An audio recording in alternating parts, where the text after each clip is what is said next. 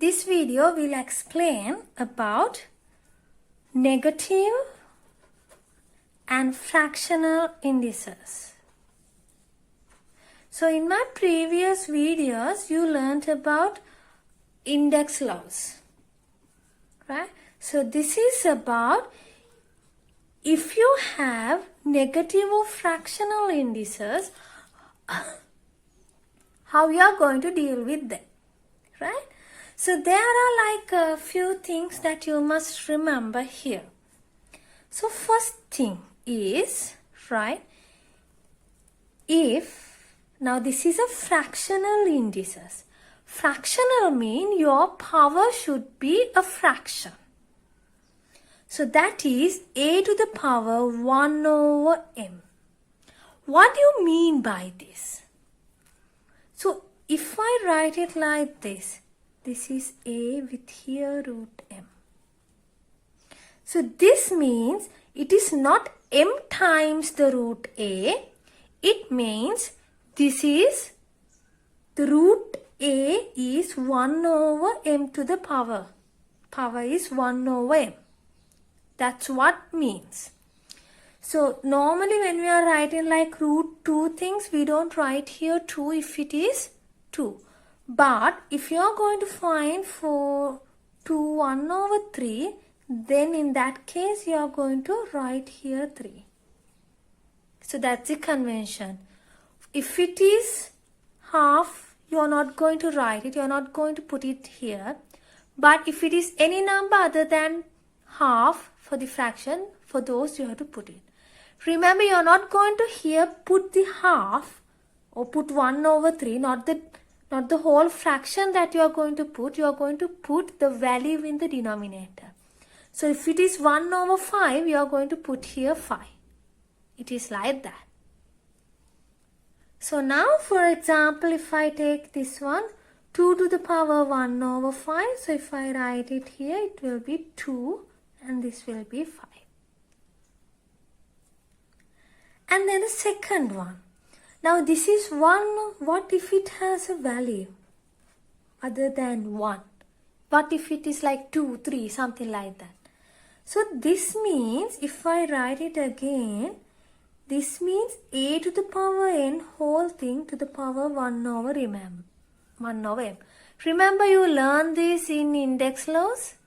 So if I multiply this by this, yes, I will get n over m.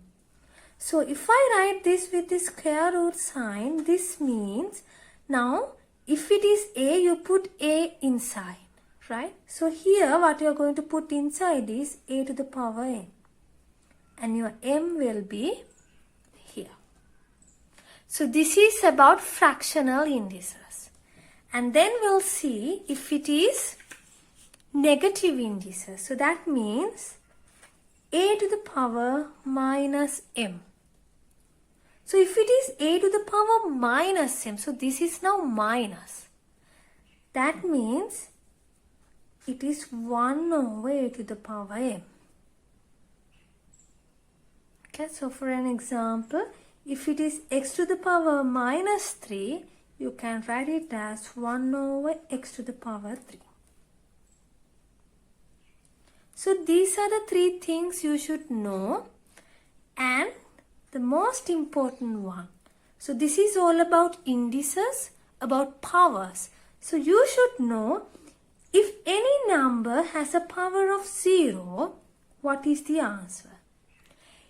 It is 1. So most of the time students say it is 0 because the power is 0. No. If the power is 0, whatever it is 1. Now for example, if it is x to the power 0, the answer is 1. If it is y to the power 0, still answer is 1.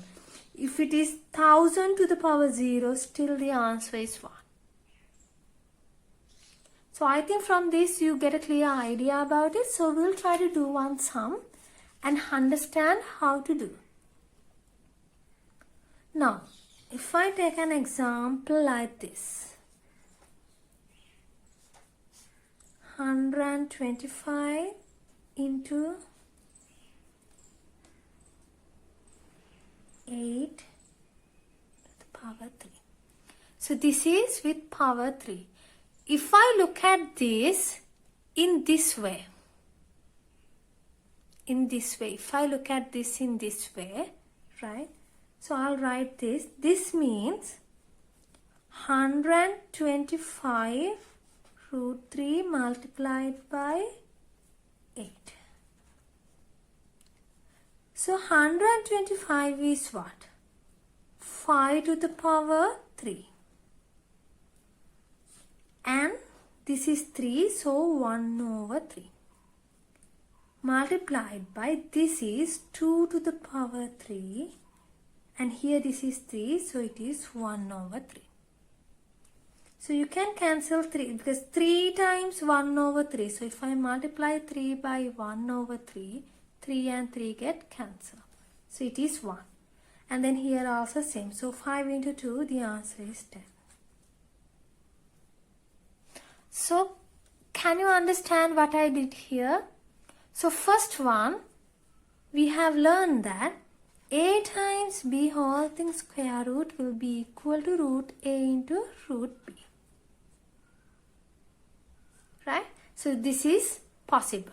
If only it is multiplication or division, you can do like this. So I wrote it in that way. Then this is power 3. That means 1 over 3. 1 over 3. But I found something more interesting.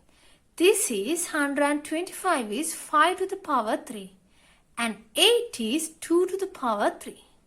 So that's why I wrote it like this. So that I can do simplification more easily. Okay, so this is one example and we'll see another example. So if you consider something like this.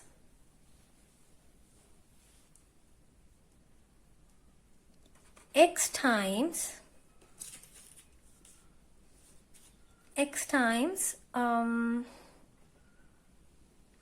3 to the power x to the power minus 1 over 3 to the power 5.